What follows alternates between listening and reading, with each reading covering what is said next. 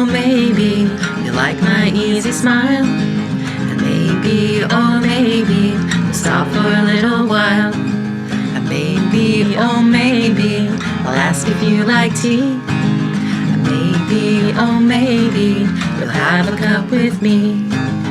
Maybe we don't, and decide to take a walk. And you and I will ponder as we wander, as we walk.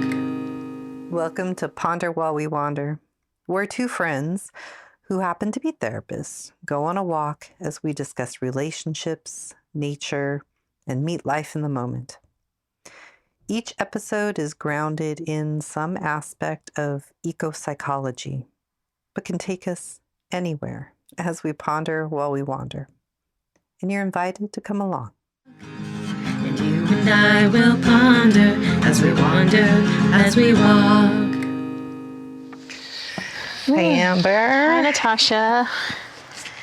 Welcome to a labyrinth. I know we are at a labyrinth today. We love labyrinths. This labyrinth is the Halls Hill Lookout on Bainbridge Island.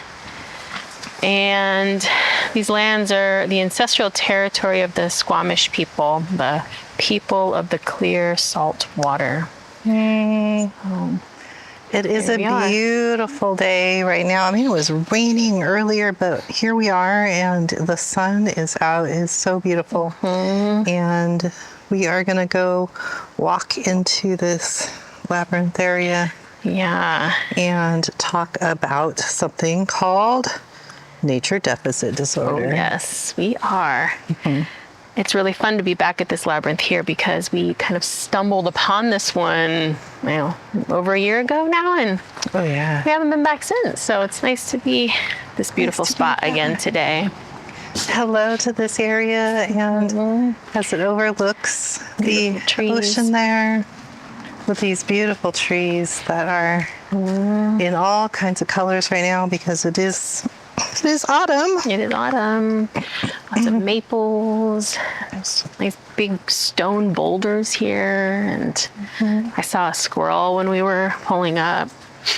It's a fern. There's one right in front of us. There. My goodness. On cue. Well done. On cue. You're done. Done. Oh. Some fern. It looks like somebody some leaves. Left a little offering here, a pomegranate and some flowers. Lovely. All right, so let's talk about this. Nature deficit disorder. This topic is very interesting to me. I was telling you that earlier today, but yay. Tell us what it is, Natasha. Yes, well, it comes from the book that Richard Louv wrote, L-O-U-V. So if I didn't get that pronunciation right, we can still find it in the show notes. And he wrote a book in 2005 called Last Child in the Woods, Saving Our Children from Nature Deficit Disorder.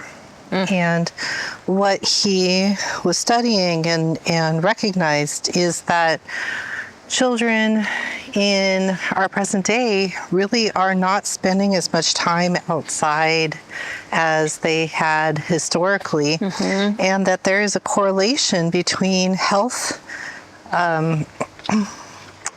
some health indicators for children.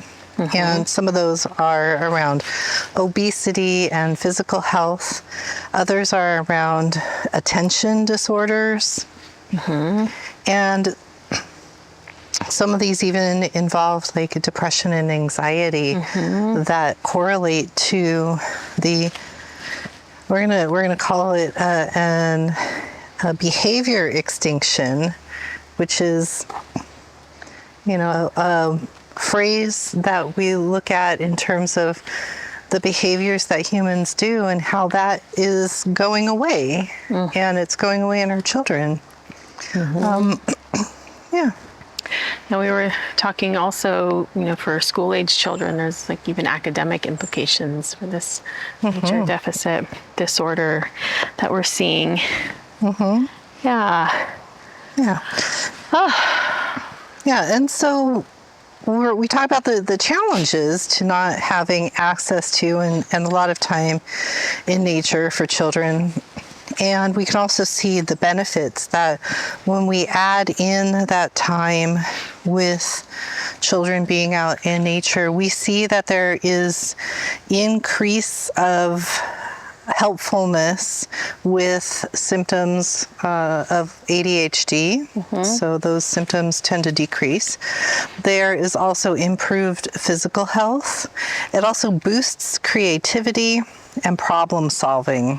And we're talking specifically right now with children, but a lot of this data also has been shown to also be helpful with adults as well. But we needed to narrow it down in some way. So here's our attempt to narrow it down. But we probably won't be successful just staying here, because how can you really? I know. Such an interesting topic. You were saying that someone, I can't remember which person you were referencing, but they were about this sort of like the amount of, maybe insider screen time we have. We need to have just as much, or some kind of correlation between outside time or increased outside time as a balance to that. Yeah. So following his book that he wrote, Richard Louv, he then went on to write another book, but he also started kind of a network for children in nature and connecting children in nature. And again, we'll put these links in the show notes. And so, he talks about the challenges that we have with children and access to nature, and also kind of the busyness that we see.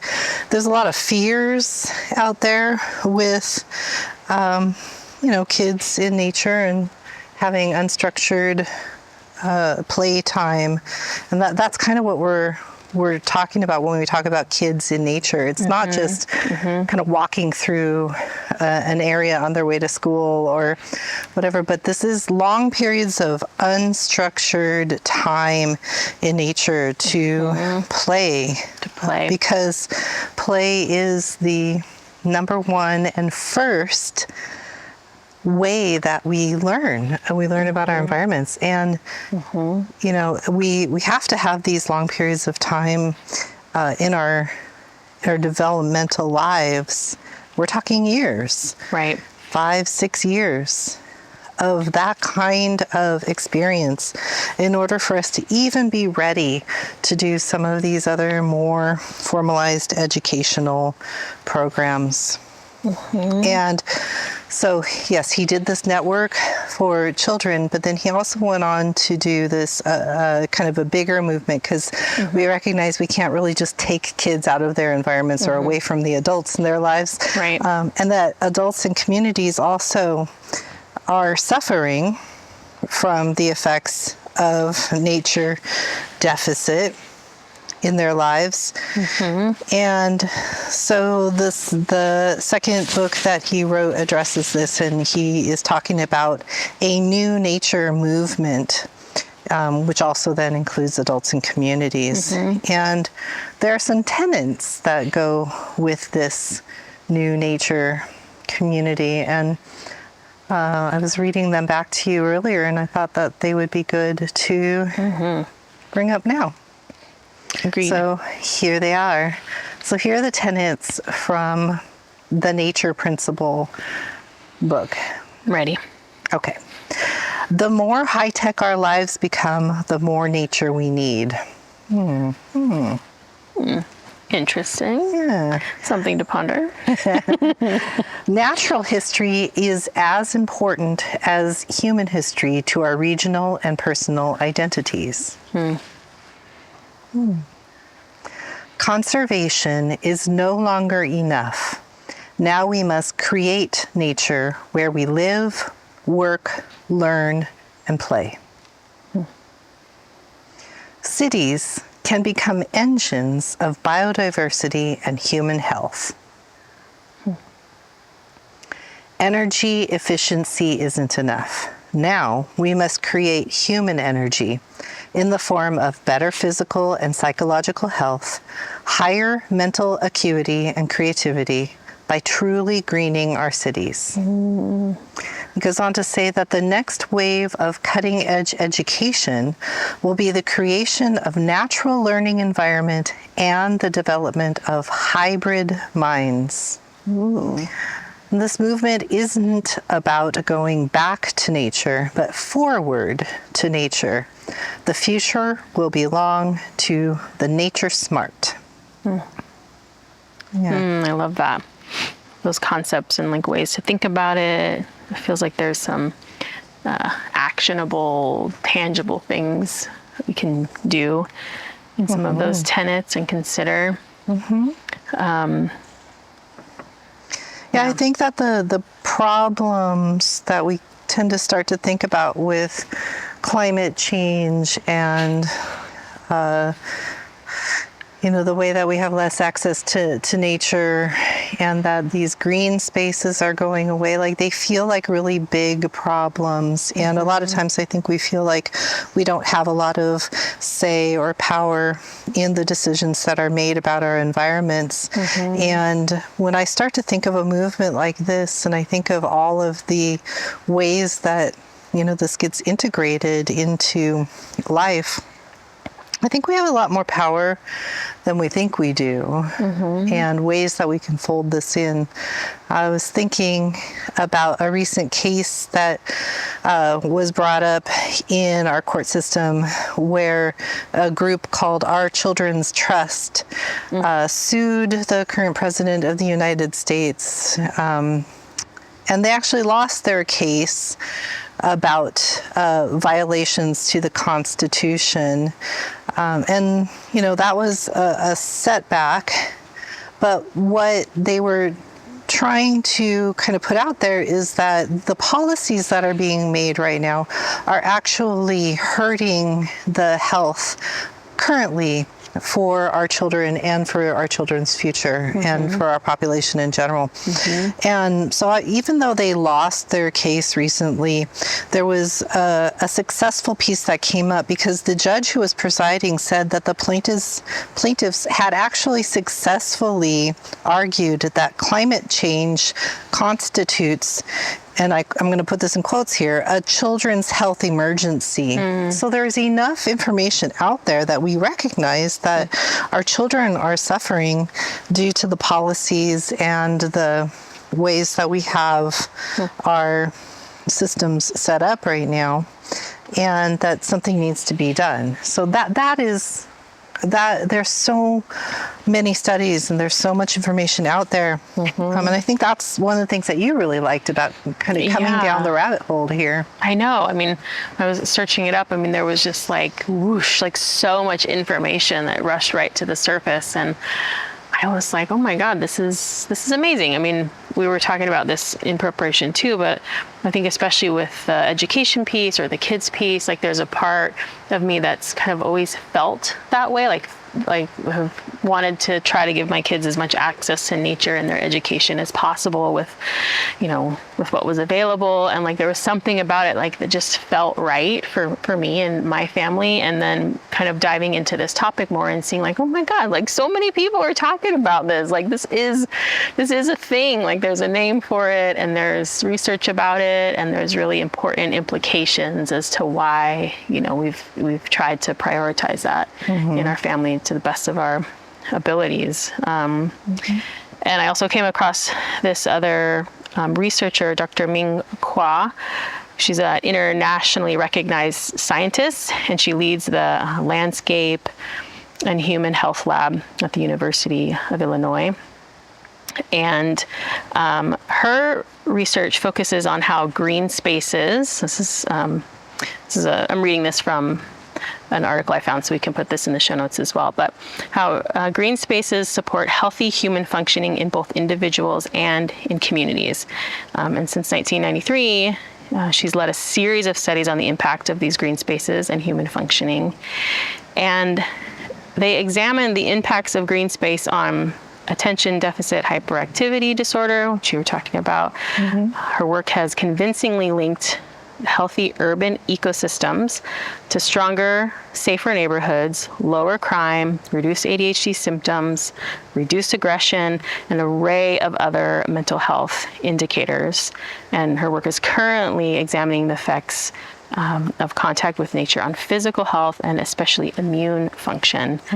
So, when we're thinking about even why this topic matters, it's like it matters because it matters in all the areas of life that are important to us, that people tend to care about. Like our kids, ourselves, our workplaces, our cities, our towns, communities. The impacts of green space or time outside are measurable and they're meaningful and they matter. I like what you said earlier about there was something already inside of you that knew this. And more people I talk to and start to listen to their stories often will have the same kind of response that you do. There's something inside, they already know this information. We already know this. Like, we don't need any more studies or facts to back this up. And, I think a lot of times we think, oh, one more study, or like, if I could just show them, if I could just convince people. Right. I don't know if that is necessarily what we need anymore. I don't know if we need any more left brain kind of ways of talking about this, because the data is out there.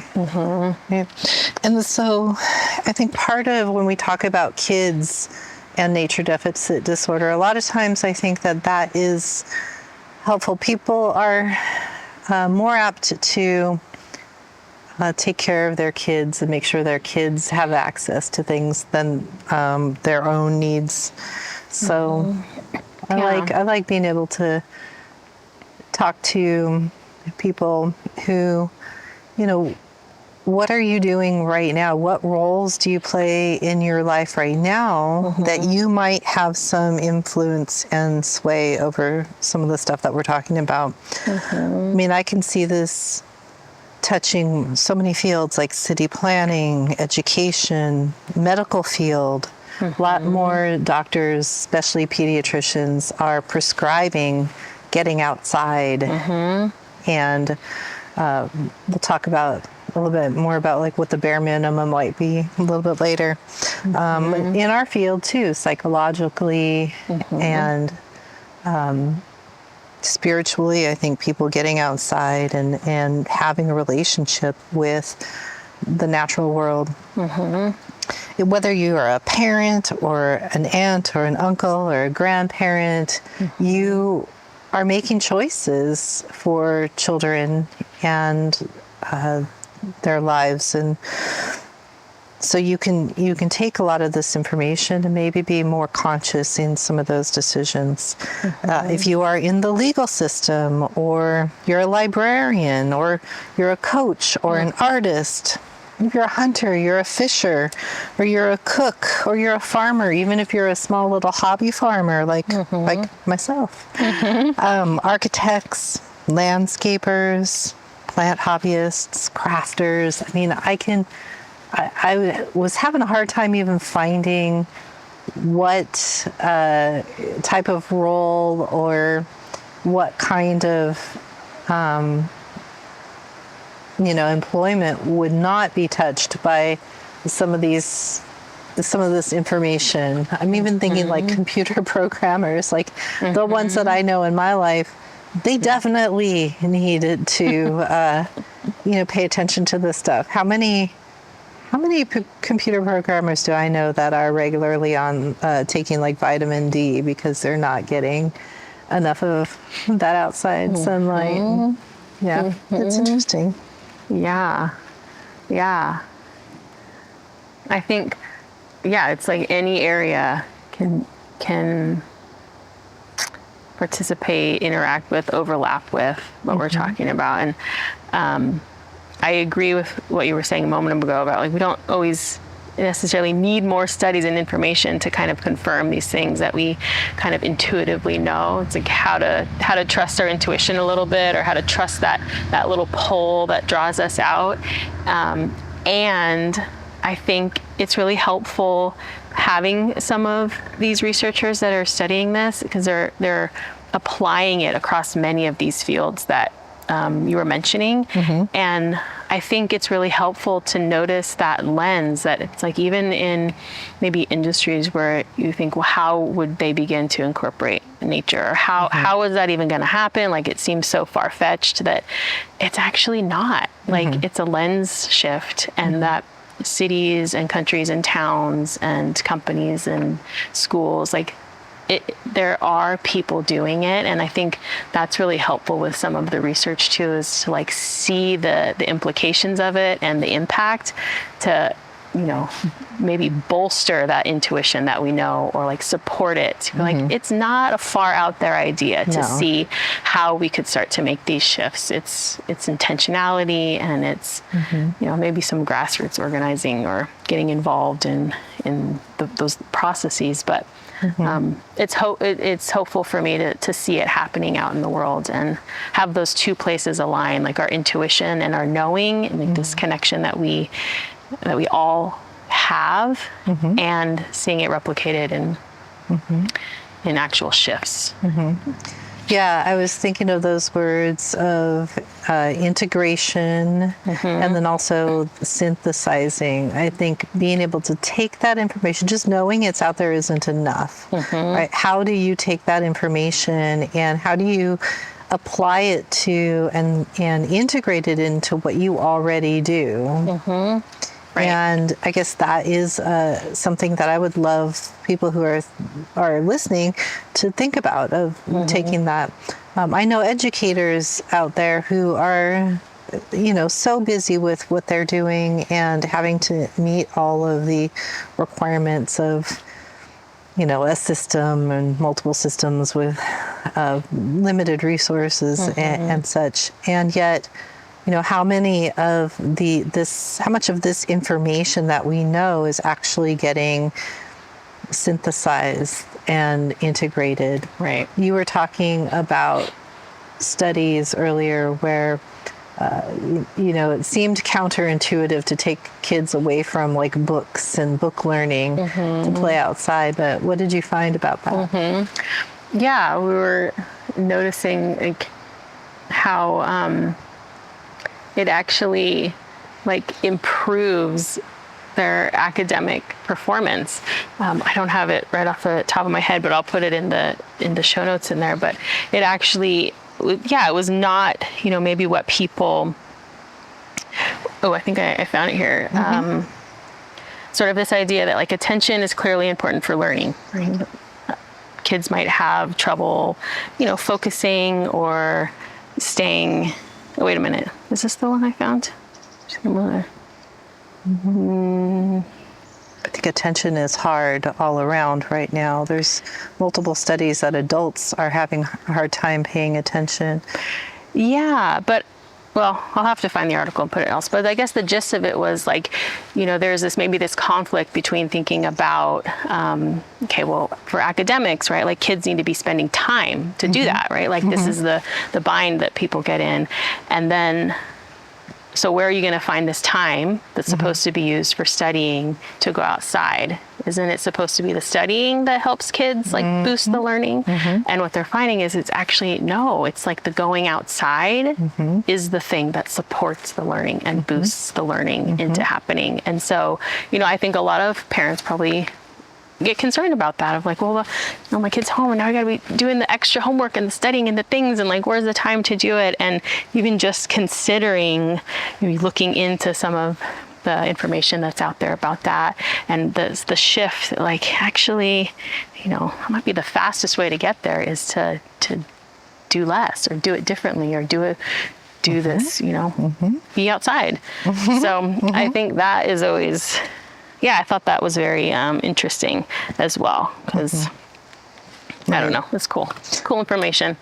Yeah, that maybe even our adult anxieties about this kind of left brain learning, this like linear process, which evidence doesn't support. Evidence does not support that we are linear learners, right? We learn in all different kinds of ways, and to really understand a subject or concepts, to really learn them is to integrate them and to be able to use them in multiple environments. And that unstructured time in nature, we talked about this, the effects of, seeing patterns in nature, the effects of how our systems can relax in more natural environments, right? All of these things lend to how we learn. Yeah. And remember. The piece that the article I was misreading before I was talking about it, when it was talking about the ADHD part of it, like, just to loop that back in, like that was a significant difference too that was shown. I mean, particularly with kids that do struggle with ADHD, it's not like more work, more routine, more repetitive over and over to like get the structure and do the stuff. It's actually like decreased a lot of their symptomology if they had less of that, like more free time, more space to be autonomous, more space to feel their own like sense of power and control and curiosity and autonomy. Like it really helps decrease the symptoms for those kiddos too that tend to already struggle a lot in more traditional learning environments. So nature for everybody. And with the decrease in symptoms, it comes in the ability to focus more. And I was starting to say, yeah, even adults are struggling with this overall. There was a study that came out that was talking about how fewer and fewer adults are reading like books, actual books, and that the like kind of tolerance for being able to read a physical book has gone down. And anecdotally, I hear a lot of people talking about this. The people who loved to read, even 10, 15 years ago, are finding it hard to even get through chapters and get through a whole book.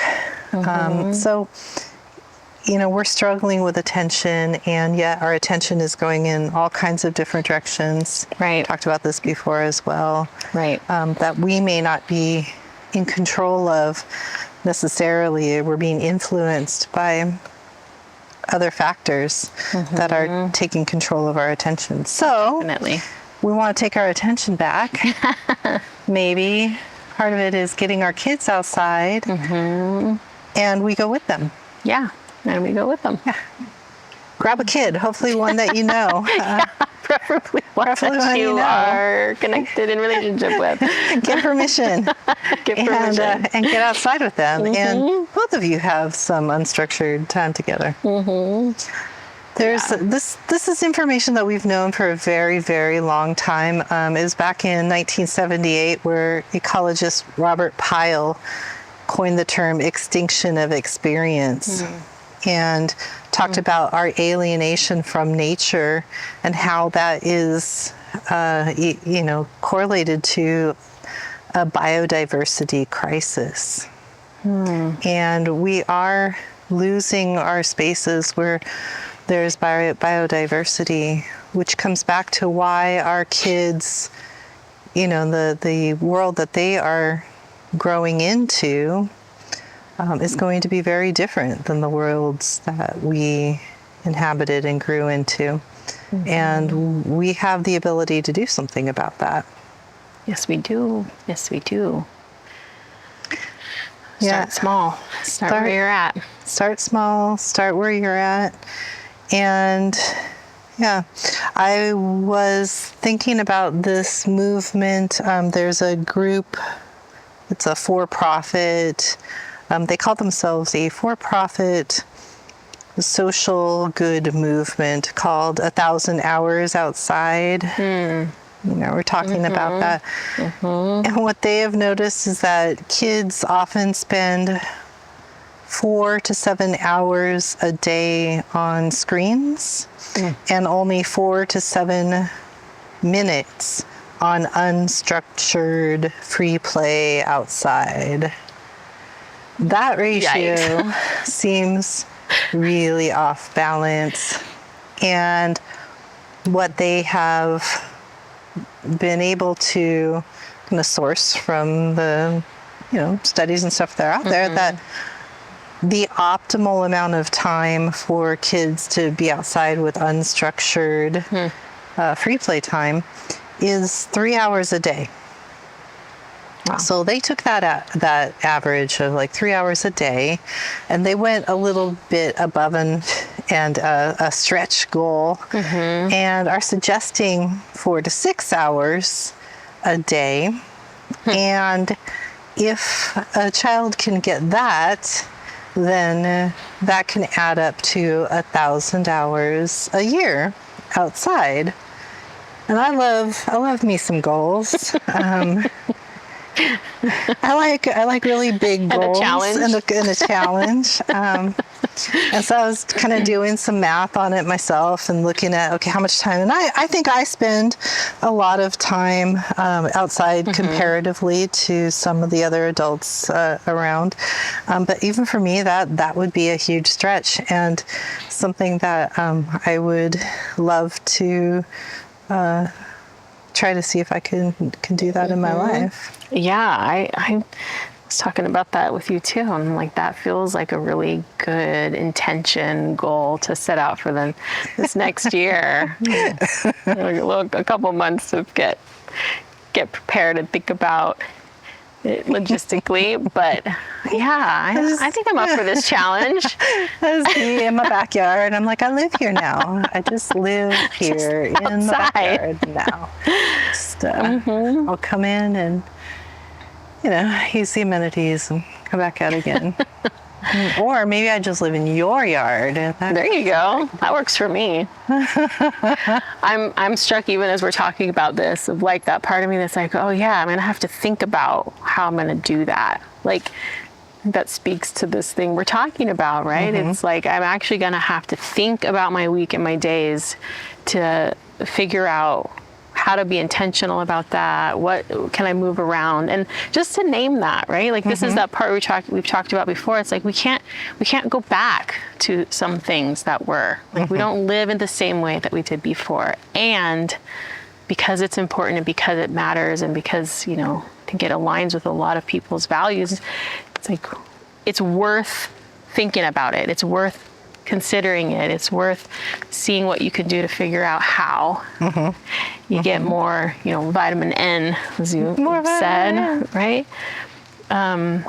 So I'm willing to be more intentional about that. And I live in a place that is, I have a lot of easy access. So I know I'm fortunate in that way. And there might be things that are easier for me to access because of that. But I know a lot of friends. I have a lot of friends that live in city or more city and urban environments too, and I see them doing this with their kids, taking them camping, hiking, sitting outside after school, like whatever the thing is. So I want people, no matter what environment that you live in, to feel encouraged that like there is access, and how do we find it? Yeah. I mean, even if we took one meal a day, whether it be your morning coffee or you eat your dinner outside, that could add up over time. Going on a walk. The squirrel is like crazy acrobatic. And he's eating something. Is that a maple tree? So I don't know what he's eating, but he sure is going all over the place. Like, yeah, he is. Very healthy, very active, outside all the time. All the time. That squirrel meets the 1,000 hours meets a and year. exceeds. Meets and For exceeds. sure. Yes. What will be your animal companion that will motivate you to be outside? I'm always on the lookout for orcas. That is like my top priority. Well, I know there are more and more people who are into bird watching these days. Like, True. I think hobbies are a really great place to start. To get you outside. Like, it's not a chore. It's an invitation. Looking for and naming those birds around you. Starting a small hobby garden. Even if your plants don't survive, you're outside. You're in the You're trying. You're in the dirt. You're connecting with the elements. You're learning. You know, a lot of urban cities also do like scavenger hunts or, you know, like events that take people kind of out and about and around the city. Like, Oh my gosh, we were, on Whidbey Island yesterday, and it was raining, and they were doing a witch walk because it's close to, Halloween and a little area there in Coopville, which where they filmed part of that movie, Practical Magic. Yeah. Yep. So what a great way for like the chamber to get people outside, even in dreary weather. It was perfect. The event was perfect for it. You can get outside. You can do it. So true. It's lovely. And that's why we do this podcast too. Yes. It gets us outside. It does get us outside. You too can start a podcast. Yeah. We'll listen to your podcast if you get outside and do something. It'd be awesome. All right. I think we are coming to the end of this one for now. There's definitely more topics that we can branch off of for this. Correct. But before we go, do you have a ponder point? I do. I'm going to sort of borrow something that you've mentioned before, and I think we mentioned in one of our previous podcasts, but feels really relevant for this one as well. And, I'm going to just inviting people to sort of take an inventory of how much time you spend outside during the day, during the week, just to see, like, what is your number of hours or minutes or lack of minutes outside. Like, good place to start. It's a good place to start. I am going to go with a ponder point of what are some things that you do now that would work in an outside environment as well, whether it be having a cup of coffee, or do you do your meditations? Do you go on a walk? Do you take meetings? Many of a business meeting I've had was walking around a park or walking in some open space together. So get your meetings out of a conference room, get them on a walk. There's a lot we can do, especially with technology, to be able to walk and talk and take notes. So absolutely. I love that. And with that, I know that our next topic that is coming up, we're going to talk about grounding, which will have some really cool information about what that is and how to do it, and invitations for us to do some more grounding in our lives. It's bringing in that somatic experience, our embodied experience, and so we'll talk about that wherever we end up for that one. Can't wait. Yay. Well, until then, Wander well.